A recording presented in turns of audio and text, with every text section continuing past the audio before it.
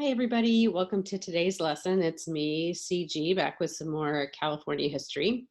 So today we're going to be talking about how our governments are structured. So this is a really big component in the California state standards, is really setting the stage for fifth grade when they learn more US history. So really important that they understand the nature of our systems. So this is going to walk through local, state, and national governments and how to be an informed citizen. So we'll go through all of that. So materials for today, some paper for writing prompts, as long as pen and pencils as well. And then we'll have a brief art activity at the end as well. So crayons and colored paper for that if they so desire. Want to let you know that I am not going to have a lesson next week, so I need to get set up for my AP students' distance learning schedule. But in the meantime, please make sure that you go to the California History with CG Facebook page. I'll be putting up links and videos and ideas for lessons up there if you want to continue doing that when I am on my hiatus there. So please check that out. These are the ones I have scheduled for moving ahead. April 20th, we'll do California 1900 to 1945. Following week, we'll hit the post-war era. May 4th, we'll do California, the environment and the economy with special emphasis on water. And then on May 11th, we will look at modern day California. All right, so our schedule for today. So we'll start with some vocabulary, and then we'll look at types of democracies. We'll be doing a Venn diagram with that. We'll take a brief look at city and county governments, and then there'll be a letter writing activity to the mayor, and then we'll get into state government, and then most of the time will be dedicated towards the federal government, just because it's a little bit more complicated. All right, so first things first, the vocabulary, government, just explaining that this is a set of rules and institutions or things that help us function together as a society and a group. Elections are how we choose the people that are going to vote for us. So we'll be walking through some of those. So like mayor, governor, city council member, and president. Representative, someone that we vote for that makes decisions for us. So there are a lot of different types of government in the world. So there's a lot of democracies. So that tends to be ruled by the people. But there's also kind of a subset there, and that is representative democracy, or a republic, which is what the United States is. So we'll spend most of our time talking about democracy. But just in points of comparison that I think is valuable for students is if you want to have kind of a brief conversation about some of these other types of government. So monarchy ruled by kings and queens, probably easy for people to jump to, oh, well, England is an example of this. Well, yes and no. They do have a queen, of course, but they also have a parliament. So parliament is actually the one that is making a lot of the decisions. So the queen really is just kind of a figurehead there. But not necessarily the case in other monarchies around the world. Dictatorship, so the idea of one person deciding, and that person tends to come to power by force. So lots of historical examples that you could use here. Adolf Hitler of Germany, kind of a prime example there. Theocracy, lead by religious group or individual. So this, I think, is, again, good for comparison for students. All right, so let's talk direct democracy. So this is a form of government in which every citizen is actively participating in the decision-making process. So every decision that is being made, all citizens are voting. So this was experimented with in ancient Athens, and it was very time consuming. So basically what ends up happening with direct democracies is that they get too big. So there's too many people. You can't spend the time of counting millions of votes for small decisions. So that is why we come up with a representative democracy later. So an example here is if you had direct democracy and you were considering a tax increase, all the eligible voters would vote on that decision. Now in our system, we do have kind of glimpses of this. So like at the state level, at the local level, you see examples of direct democracy, but most of our government is done by representatives today. So as I mentioned, it's quite rare for countries to do this just because our populations have gotten so large. So it just doesn't make it feasible. It's just too time consuming. All right, so a little activity where your student can vote and get an idea or kind of a feel for what direct democracy would look like. So we're going to be using a school as an example here. So schools just received a whole bunch of money, and the schools decided that they're going to spend it on the playground, and they want to know what students think. So there'll be 3 choices, and they can vote on the option that they like. So option A, new balls for the playground that would be replaced yearly, new jungle gym equipment. Option B, a baseball field that could be used for other sports, and a tennis court as well. Or option C, a soccer field and inflatables once a month. All right, so then that's going to take us to representative democracy. So representative democracy is where all eligible citizens that choose to vote on a representative. So the representative is going to pass laws for us. So perfect example of this is the United States. So we elect a lot of representatives. We elect a president. We elect members of Congress to be our representatives, as well as our local and state levels as well. So they listen to the populace and do what's best for the people that they represent. All right, so example for representative democracy. So we're taking the school idea again. So this is a student council election. We're going to vote for a representative. So say it's for someone that's going to be a representative for the 4th grade class, and they're going to be choosing between 3 representatives or 3 people.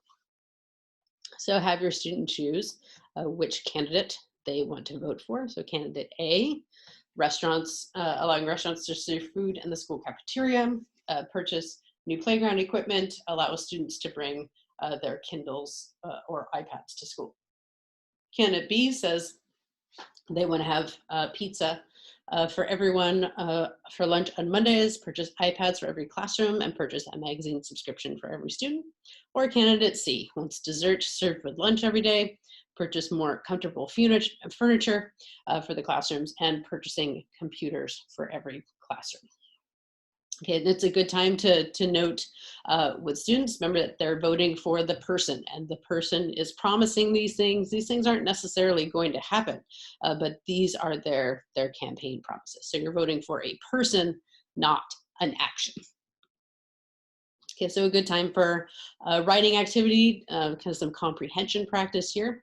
So how is voting on spending money on playground equipment, how was that an example of direct democracy? And then have them do the second one as well. How was voting on a representative or a person? How is that an example of a representative democracy? Okay, so that's going to take us to a Venn diagram. We love our Venn diagrams in social studies. This is always really great practice too. If you want to start ramping up to compare contrast essays, I even do this with my high school students all the time. So the outer parts of the circle being the pieces that are different, and then seeing if they can figure out what is in the middle. So what really should be in the middle, and that's kind of the big takeaway for this part of the lesson, is that you've got voting going on in both of these. So that is the commonality between direct democracy and representative democracy. Okay, so we're going to dig into our city government. So we're in San Jose, so I'm using San Jose as our example here, but if you live in a different city, feel free. It's relatively easy to find this information online. So I included a map here of San Jose and Santa Clara. So I like this partially because of the art activity we're going to do at the end. So kind of setting the stage for that. So we can see we've got our airport and some parks. We've got entertainment here. We've got Great America, churches, swimming center, transportation. So lots of important pieces of a city. All right, so each city has an elected mayor. Our mayor of San Jose is Sam Liccardo. And so there's a website there too. So if you live in a city that's not San Jose, you can go to usmayors.org/mayors and find out who your mayor is. There should be contact information there as well. So these are some of the things that mayors will focus on. So public safety, making sure that, pedestrians are safe crossing the street, making sure that street lights are working, signal lights are working. We have crosswalks that can be seen, things like that. Housing, schools, transportation, environmental issues, and smart city issues. That's what they call it here in San Jose. So looking at technology for people that live here. Also important to note that some cities, bigger cities in particular, also have city councils that will also support what the mayor is doing. So we definitely have a city council in San Jose, so they're part of that decision making as well. We did so much on the flag of California last time. I thought we should have the city flag as well. Most cities have a flag. So this one was adopted in 1984, so that's still our city flag today. We don't actually know who the artist or the designer of this flag is, but we can definitely pull out some imagery here. So a big bushel of wheat there in the middle, and then there's some grape leaves surrounding it. So those would definitely be the major agricultural products in the region for a good long time. So the gold band there probably alluding to the gold rush and people coming to California. All right, so you can also find information on your county. So I just pulled this off of our county information there. So you can see the highlighted area there, blue. So that is the Santa Clara County. So you can see the year that it's organized, how big it is, what the population was in 2017. And we can see that we have a legislative body of 5 for board of supervisors for the county. And if I wanted to contact them, this is where I would do that. I could go to their website, or I could write them a letter at that address as well. This I think is really fascinating, and this will kind of set us up for what we're going to start talking about in the next few lessons. So really looking at that big population jump there after World War II. So you can see that right here. All right, writing activity. And I had students kind of start this one and then have them finish it at the end. But up to you if you want to just kind of pause it here and have them write the whole thing out. Writing to our elected officials is a really important activity for informed citizens to do. So I really hit this pretty hard. So they are working for us. We are electing them. They have jobs to do for sure. And so part of our job as citizens is communicating with our elected officials. And what do I think my city needs? Do I think my city needs more libraries or more parks? Is there something that can help a lot of people in the city? So, and this is a good time to teach about letter writing too. So talking about salutation or a greeting. So dear Mayor Liccardo, introducing themselves. I'm a 4th grader, I live in your city, and I'm worried about, blah, blah, blah, whatever it was. If it's about, high levels of homelessness or whatever the topic is, and then they can go into why they think it's important and what their idea is. Our governor is Gavin Newsom. So again, he's going to be making rules and making decisions for all of the people in California. I think it's been really interesting to watch how this pandemic has gone, just because we've seen a lot of press conferences and that sort of thing with Governor Newsom. So he was the one that was making statements about the schools remaining closed and that sort of thing. So the state would be involved with pandemics. All right, we're going to move on to the national government, which is a little bit more complicated. There's definitely more moving pieces on this. So the 3 branches are made up of the 3. So you've got the executive branch, which is the president and his cabinet, the legislative branch, which is Congress, and the judicial branch, which is the Supreme Court. All right, so we'll start with a video clip here from a TED Talk that will just kind of give you an overview, and then we'll go into each of these branches individually.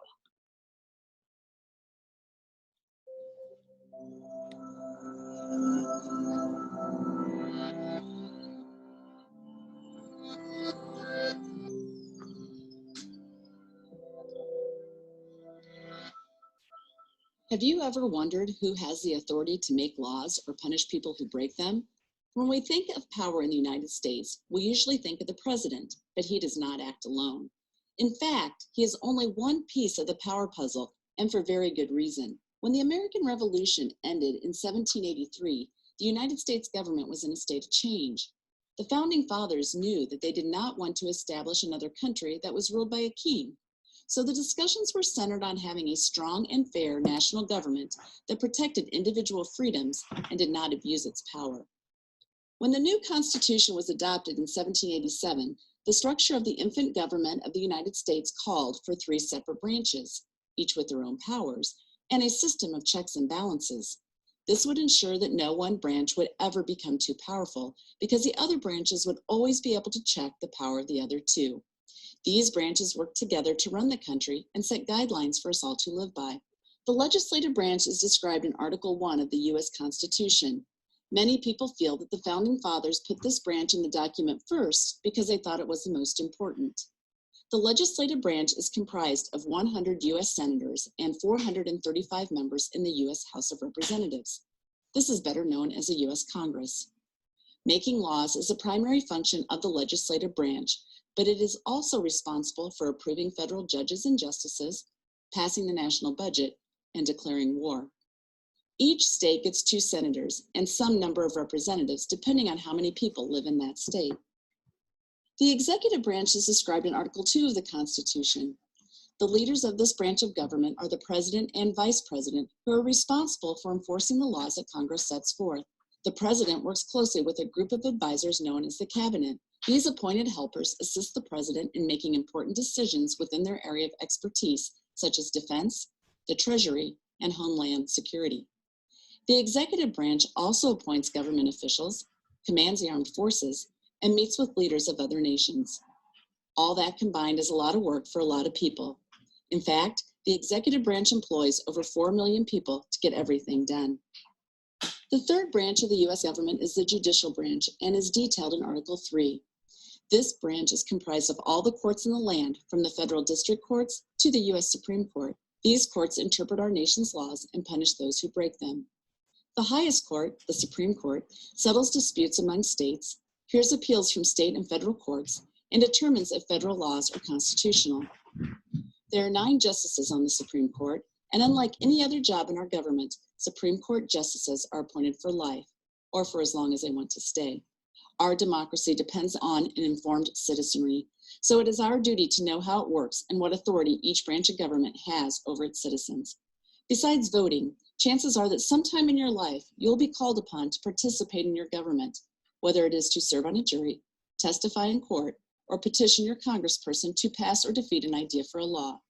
By knowing the branches, who runs them, and how they work together, you can be involved, informed, and intelligent. Okay, so obviously the video is a little bit dated. So it's from a few years ago. Obviously showing President Obama and Joe Biden. So obviously letting your children know that there's a different team in the White House right now. Okay, so now this image I really like because it is showing our separation of powers. Again, we got the legislative body, like the video told us. So this is Congress. So Congress is made up of 2 bodies. So that is the Senate and the House of Representatives, and we'll go through each of those and what they each do. So that's Congress. And again, the framers really wanted the legislative body to be the most powerful really out of the 3. So we think that's probably why they made it Article 1. We've got the executive. So the role of the executive, the president, the vice president, and the cabinet is to carry out the laws that Congress is passing. So we'll talk about how they do that. And then finally, the judicial branch. So the Supreme Court, there are other federal courts in there as well. All right, so our Congress is bicameral. So this means 2 houses. So it's made up of these 2 houses, and you can see they're basically housed right next to each other there at the Capitol in DC. So why do we have 2 houses in Congress?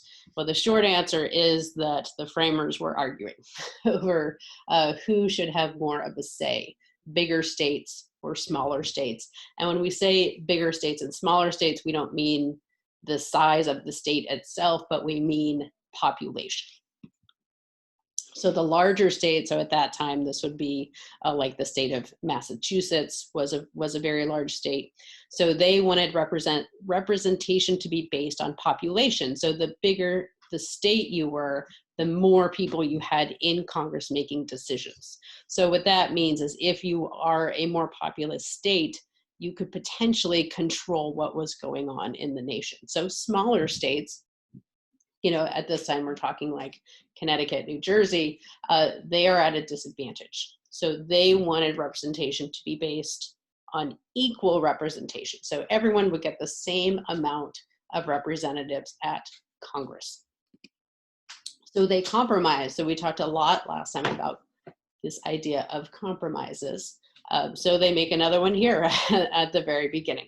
So this is why we have two houses. So we have the House based on population, that is the lower house, that's the House of Representatives, and then you have the upper house, and that is the Senate, where it is based on equal representation. So each state gets 2 senators on that one.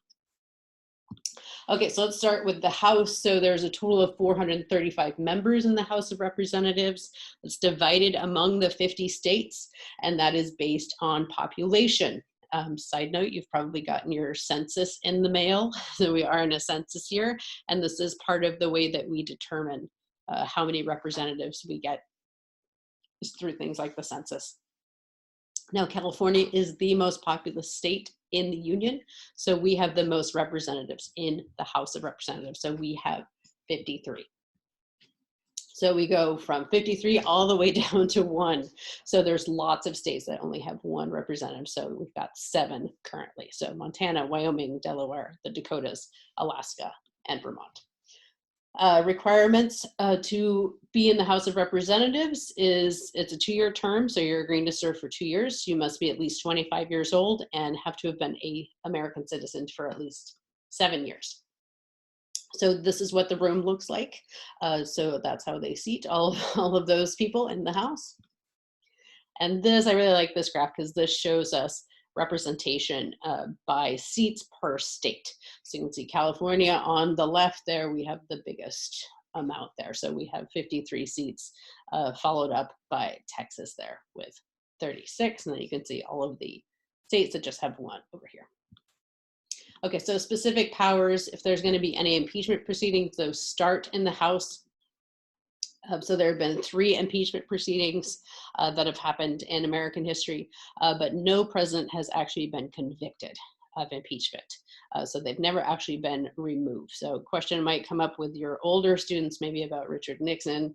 He probably would have been convicted of impeachment, but he resigned before that process could take place. Any bill raising taxes is going to start in the House. So this is sometimes referred to as the power of the purse. So they hold the purse strings. So those always start in the House as well. Most bills and laws originate in the House. So this is usually the starting point. So if you want to do a more current example, so the stimulus bill that just got passed recently, that started in the House, that passes in the House, moves into the Senate, and then goes up for approval. All right, so the Senate, there are 100 senators in the state because we have 2 senators per state. So 50 times 2 is 100. There's your math for the day. Requirements here must be at least 30 years of age, a citizen for at least 9 years, but they will be elected every 6 years. So notice the age difference there. The House of Representatives, they only had to be 25, but they're only serving for 2 years. So the makeup of the House changes very regularly, less so at the Senate. So they really expected their senators to be older, wiser. It was designed to be a more of a calming body versus the House. The House was designed to be closer to the individual American people, so that it could be, you can see the passions of the people in the House, and they didn't want to see that in the Senate. So specific powers for the Senate. Impeachment proceedings, even though they get started in the House, they take place in the Senate. So that is where the trial happens. They can ratify treaties. So this is usually done after a war is over. They have confirmation power as well over any cabinet officials or Supreme Court justices that are appointed by the president. So they have kind of the final say there. And they'll vote on laws that originate in the House. A lot of times the bills will pass in the House, but not in the Senate. And so that's the way that process works. So we have 2 senators that serve in Washington. So our senators in California are Senator Kamala Harris and Dianne Feinstein. So you can see them there.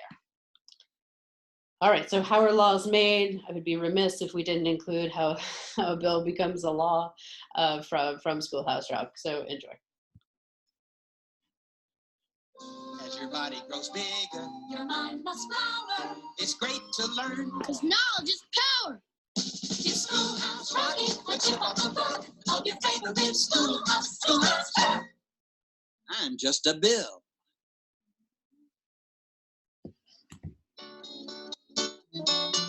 Woo, you sure gotta climb a lot of steps to get to this Capitol building here in Washington. Well, I wonder who that sad little scrap of paper is. I'm just a bill. Yes, I'm only a bill. And I'm sitting here on Capitol Hill. Well, it's a long, long journey to the capital city.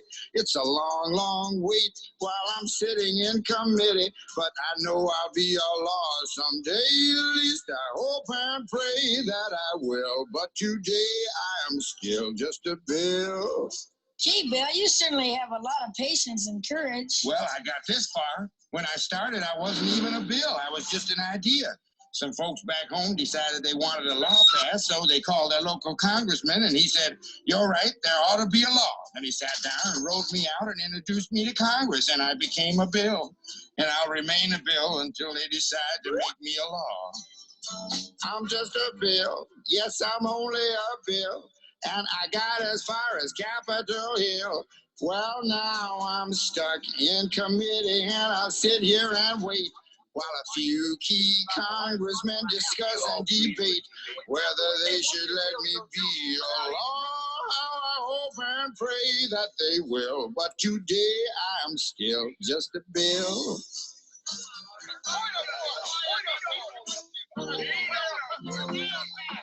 Listen to those congressmen arguing. Is all that discussion and debate about you? Yeah, I'm one of the lucky ones. Most bills never even get this far. I hope they decide to report on me favorably, otherwise I may die. Die? Yeah, die in committee. Oh, but it looks like I'm going to live. Now I go to the House of Representatives and they vote on me. If they vote yes, what happens? Then I go to the Senate and the whole thing starts all over again. Oh, no. Oh, yes. I'm just a bill. Yes, I'm only a bill. And if they vote for me on Capitol Hill, well, then I'm off to the White House where I'll wait in a line with a lot of other bills for the president to sign. And if he signs me, then I'll be a law. How I hope and pray that he will. But today I am still just a bill. You mean even if the whole Congress says you should be a law, the president can still say no? Yes, that's called a veto. If the president vetoes me, I have to go back to Congress and they vote on me again, and by that time you're so By old. that time, it's very unlikely that you become a law.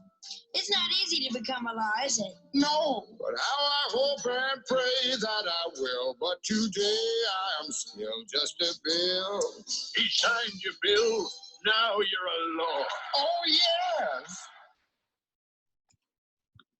Okay, there you go. So how does a bill become a law? So it starts with an idea, and that can come from any of us. So that can come from us writing a letter to our representatives, saying that I think there should be a law about, for example, seatbelts on school buses. So something like that. So any kind of idea. So it can really start with anyone. The bill will be introduced. It can be introduced in either house. So most of them tend to start in the House of Representatives first, but it can be introduced in the Senate as well. So once it gets introduced, it gets put into the hopper. So this is a wooden box where all of the bills kind of live for a while, and they'll be given a number, and then they will be sent to the appropriate committee. So the Speaker of the House will do that. So right now the Speaker of the House is Nancy Pelosi. So she would be in charge of what committee it would go to.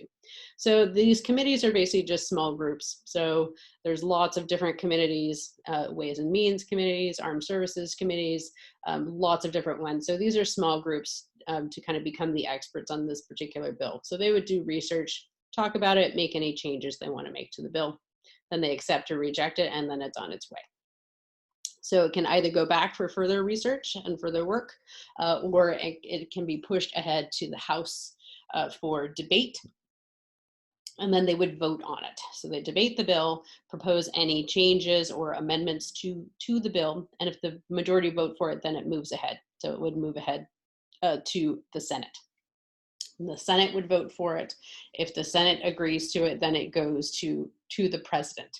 And when the bill reaches the president, they can either approve or pass it, or they can veto it. So, I mean, we could definitely do a whole lesson on the presidential veto. So there's some presidents that really use the veto a lot. Andrew Jackson does it a lot as well. So he becomes pretty famous for that. It's not done all that often, mostly because the leadership in the Senate and the House are usually in regular communication with the president. So they would make potentially some changes to make sure that he would be, or she would be, in favor of passing it rather than doing a veto. President can also choose no action. So the Congress in session, he can say that, let's take 10 days of no answer, and then it would automatically become the law. So that's called no action. So lots of different options here. All right, moving on to our final branch, and that is the Supreme Court, so the judicial branch. So this is the makeup of the court right now. So as the video told us, something that's different about the court is that there are no elections. So they are appointed. So if there's an opening on the bench, whoever is the president gets to appoint a name, and then the Senate would investigate the person, interview the person, and then either confirm or reject. So there's been two recent additions to the court, so Brett Kavanaugh and Neil Gorsuch. So those are the two most recent additions. And our oldest member on the court, that is Ruth Bader Ginsburg, so she's 84, and then Neil Gorsuch is our youngest in his early 40s. All right, so the Supreme Court, so these are people that are going to rule on these laws that Congress is making and that the president is enforcing. So there are 9 judges who sit on the bench. Interestingly enough, there is nothing in the Constitution about how many judges should be on the bench. So at certain times in American history, we've had 5, we've had 6, we've had 8, but we've had 9 for quite a while. So there's actually nothing in the Constitution that says it has to be 9, but it's better to have an odd number so that you don't have an even split. So again, they're appointed by the president, and then the Senate will confirm or reject them, and then they hold the office for life. Or until they retire. Prior to 1967, there were only white men on the bench until 1967, when Thurgood Marshall was appointed, and he became the first African-American judge on the bench. There were no women until 1981, so quite recently. So Sandra Day O'Connor, so she was appointed by Ronald Reagan, so she became the first woman on the bench. So today there are 3 women. So that's Sandra Day O'Connor. They're on the far left after she retired. And then we've got Sonia Sotomayor, Ruth Bader Ginsburg in the middle there, and then Elena Kagan. So those are our 3 women that are on the court today.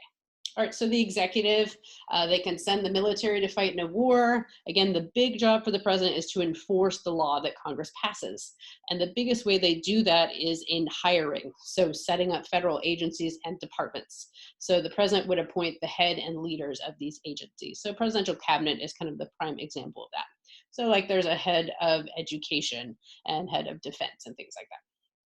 They can veto. They can also make their own laws through executive order. Those can be overturned by courts, though. So that is the check on executive orders. Requirements to be the president. You must be at least 35 years old. And this one is different from all the rest. You must be a natural born citizen. That means you must have been born in the United States. We vote for presidents every 4 years. They could serve a maximum of 2 4-year terms, so 8 years total. So we had to put a constitutional amendment. We had to add that to the Constitution. So this was after Franklin Roosevelt's term. He had been elected to 4 presidential terms and ended up dying in office. And so eventually we thought, well, maybe that's too long. That was a lot of years with one person. So that's when they came up with the idea of 4 terms. All right, so this I added in after I ran the Zoom lesson, because I got a lot of questions about what if something happens to the president? So what is the line of succession? So we do have the 25th Amendment, which says that if the president becomes ill or is incapacitated, then the vice president would take over. So we've seen that happen a couple of times, but very briefly. So like if a president is undergoing surgery or something like that, power would temporarily be transferred to the vice president and then transferred back. So that hasn't happened too often. But if a president dies in office, which we've seen transition of power that way done 8 times in American history. Or if they leave, if they resign, like Richard Nixon did, here's what the line of succession looks like. And there's lots more. So the president would go down to the vice president, who is currently Mike Pence. If Mike Pence was removed or was incapacitated, it would go to the Speaker of the House, which is Nancy Pelosi. Then it would go to the Senate President pro tempore, who is Chuck Grassley right now. So that means the second in command, basically, of the majority party in the Senate. After that, it goes to the cabinet position. So there's like another 15 levels of succession. So it is well planned out and well thought out for succession. All right, so what is our job? What is the role of the citizen, and who is a citizen? So a citizen is anyone who's been born in the United States, but you can also apply to be a citizen. So if you were born in another country and you come to the United States and you decide you want to be an American citizen, you can go through that process. You can also hold dual citizenship in 2 countries or multiple countries. And it really just depends on the country and what their requirements are for that. So what are the benefits of being a citizen? You can't be deported to your former nation. There are federal benefits for citizens, like reduced college programs, being able to apply for Medicare, being able to apply for government jobs that tend to have better benefits and health coverage than jobs in the private sector. Only citizens are allowed to vote in our elections, and only citizens can run for office when we're looking at our legislative roles and our presidents as well. So what are the responsibilities? There's not much, honestly. So we get a lot from being a citizen, and there's really not all of that much work we have to put in. You may be called on for military service, and you may be called to serve on a jury. So those are what we call your civic duty. All right, so voting in elections is not required. This is another thing that came up in our lesson this morning, so I added this in as well. So it is not a requirement in the United States. There are some countries where it is, that if you do not vote and you don't have a good reason for not voting, you can be fined and or jailed.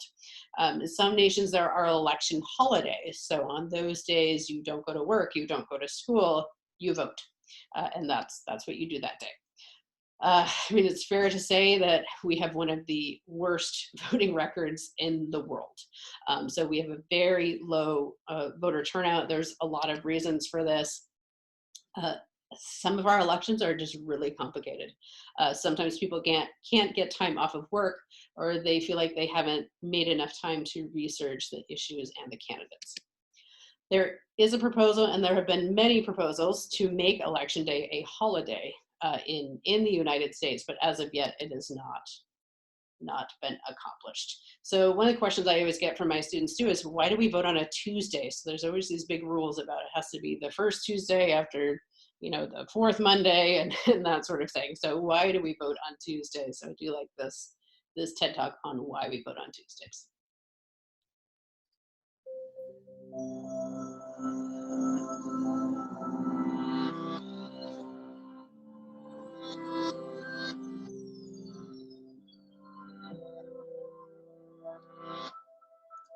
I want to tell you all about a piece of American history that is so secret that nobody has done anything about it for 167 years until right now.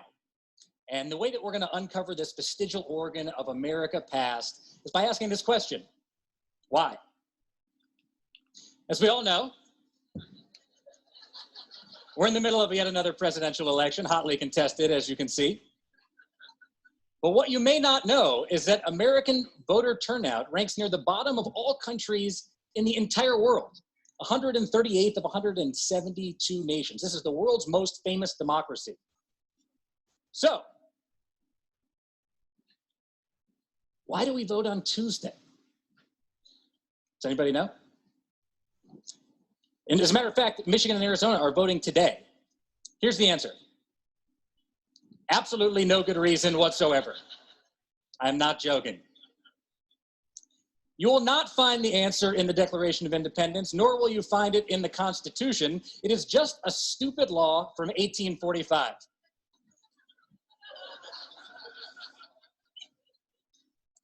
In 1845, Americans traveled by horse and buggy, as did I, evidently. It took a day or longer to get to the county seat to vote, a day to get back, and you couldn't travel on the Sabbath. So Tuesday it was. I do not often travel by horse and buggy. I would imagine most of you don't either. So when I found out about this, I was fascinated. I linked up with a group called What Else? Why Tuesday? To go and ask some of our nation's most prominent elected leaders if they knew the answer to the question, why do we vote on Tuesday? Anybody know? Okay, I'm going to be stumped on this. Anybody know why we vote on Tuesdays? You happen to know? On Tuesdays? The Tuesdays for the first Monday in November. I don't know how that originated. Do you happen to know why we do vote on Tuesday? No, I don't. Here at this school, everybody. No. It's just whether I'm not sure why that's right. Okay, thanks very much. These are people that live for Election Day, yet they don't know why we vote on that very day. Chris Rock said, they don't want you to vote. If they did, we wouldn't vote on a Tuesday in November. Have you ever thrown a party on a Tuesday? No, of course not. Nobody would show up. Here's the cool part. Because we asked this question, why Tuesday, there is now this bill, the Weekend Voting Act, in the Congress of the United States of America. It would move Election Day from Tuesday to the weekend so that, more people can vote. It has only taken 167 years, but finally we are on the verge of changing American history. Thank you very much. All right, so you can see that was from 2012. Here we are in 2020. So obviously that bill has not been successful yet. There was another bill that was put on the House floor in 2019 as well, but no dice yet on that one. I'm always really sad to see our state representative Dianne Feinstein not know the answer to the question that was posed to her about why we vote on Tuesdays, but now you know why we vote on Tuesdays. And I just want to highlight this piece of very low voter turnout, and it's always very sad to me, and that's one of the big reasons why I wanted to do this lesson. I'm really hopeful that our next generation will do better and taking the time to become informed citizens. So that's the point of all of this, you know, that if we don't get active, if we don't do something, voting at the very least, that you know, nothing will ever change. You know, the entire reason that more people have a voice in the United States today is because there were enough people that stood up and said, enough is enough. This is unfair and this needs to be changed. So prior to 1865, African Americans couldn't vote. So it took the Reconstruction era amendments, so the 13th, 14th, and 15th Amendments, to get the vote for Black men, and then women didn't get the right to vote until 1920, Native Americans until 1924. So it took a while. So how do we participate in the political process? Becoming educated on topics that concern our communities, our states, and our country, getting well read on our candidates, laws, and really anyone can be a citizen, but being a good citizen means that you are educating yourself, that you are part of the informed masses. Vote anytime you can. So you can pre-register to vote at the age of 16 in California, so check your state. But voting age is 18, but it's never too early to start getting educated about topics and issues that concern us. So even with our 9 and 10-year-olds, there's things that they're interested in. I've talked to a lot of young kids about, you know, climate change. So it's never too early to get involved in some of those groups. Contact your representatives. Finish out that letter to your mayor and have your child send it.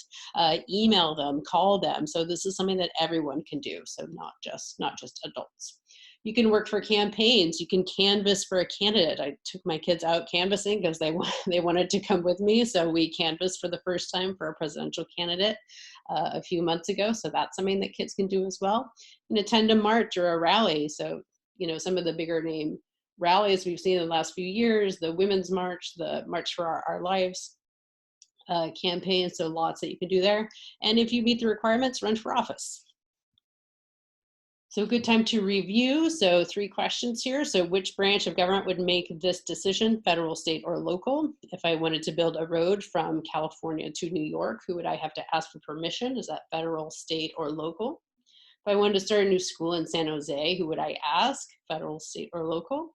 And if there was, well, not if, when, because we're living it, when there's an outbreak of an epidemic in California, which level of government would handle it, local, state, or federal? And there's your answers there. So the New York to California road has to be federal because that's between different states.